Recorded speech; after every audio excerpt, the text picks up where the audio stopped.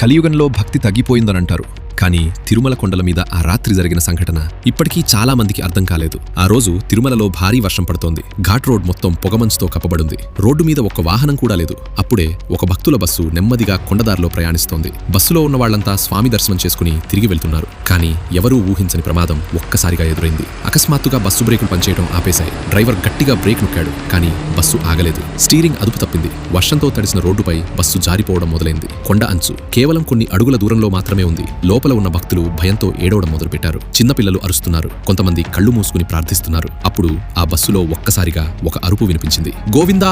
ఆ ఒక్క చీకటి వర్షం మధ్యలో రోడ్డు మీద ఒక వెలుగు కనిపించింది. మొదట అది సాధారణ వెలుగులా అనిపించింది. కానీ ఆ వెలుగు నెమ్మదిగా ఒక మనిషి రూపం తీసుకుంది. పట్టు వస్త్రాలు, తిరునామం, కళ్లలో అనంతమైన కరుణ. అది స్వయంగా శ్రీ వెంకటేశ్వర స్వామి రూపం. బస్సు వేగంగా ఆయన వైపు దూసుకొస్తోంది. కానీ స్వామి ఒక్క అడుగు కూడా వెనక్కి వేయలేదు. ఆయన కేవలం తన చేయిని ముందుకు చాచారు. అంతే. పరుగెత్తుతున్న బస్సు ఒక్కసారిగా ఆగిపోయింది.